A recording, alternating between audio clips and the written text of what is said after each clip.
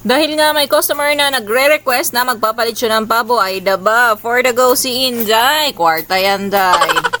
Ayan na nga, bago ka dyan judge mga Zay, nilinis ko na yan yung sink ko or yung lababo ko, basta nilinis ko na yan, dinisinfect ko na yan bago ko yan minekos-mekos yung ano dyan, yung pabo. Syempre, aron matang-tang-tang pa yung mga mga tira-tirang lansa or mga lagkit-lagkit, tas mga balahibo. Himasimasin muna to natin ang asin, paliguan natin ang asin para matanggal. Pero ang bango ng pabo, day, alam mo yung amoy smoke kasi sinunog na talaga ni customer yung mga balahibo. Wala na talagang balahibo. Tapos yun na nga, nilagyan ko na ng mga pampalasa, pampasarap, tsaka kung ano-ano pa. Mekos-mekos ko na talaga yan. At syempre, hindi mawawala ang ating tanglad. Magdadagdag ng aroma yan pag nilitsyon natin bukas. Bale, bukas pa nga ito lilitsunin mga Zay, pero hapon pa lang prepare ko na dahil ayaw kong mangarag-ngarag.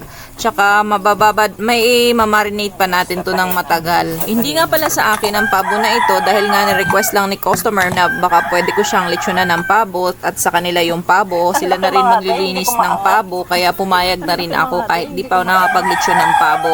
Syempre, for the new tayo. Gora tayo dyan mga Zay para new experiment, new experience, tsaka new journey na din as litsonerang Inday. O ayan, nakita nyo naman mga Zay, dako kayo ang pabo tapos ang taba talaga niyan mga Zay. Manang-mana talaga to sa maglilitsyon mga Zay. Sobrang taba.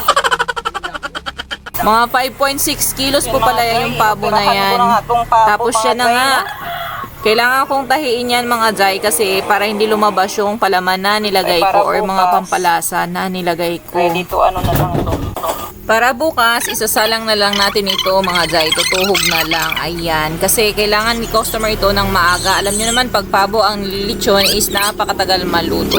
Tinahi ko na rin nga mga Zay yung dyan banda sa may liig kasi dahil natin to mga Zay para hindi siya maglaylay-laylay. No? Kasi pag maglaylay-laylay ito, ang tendency nito, kasi yung taba niya tutulo doon sa uling. So yung uling, it's either mag-uusok-usok siya tapos didinga siya. So masusunog siya yung part na ito.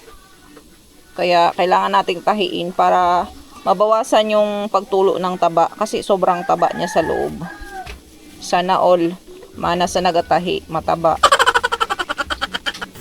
So, i-pass forward na natin to mga Dino. Baka kung ano-ano pang makwento ko sa inyo na talambuhay, basos.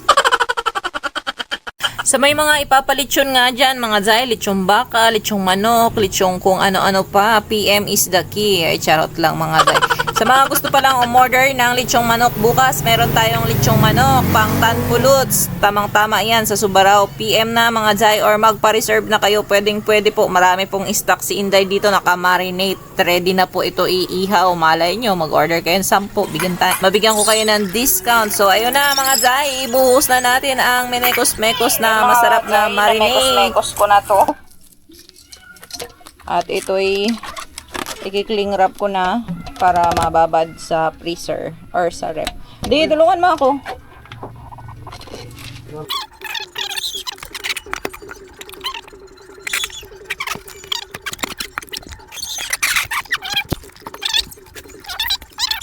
Na mga Zay, na-rep na natin.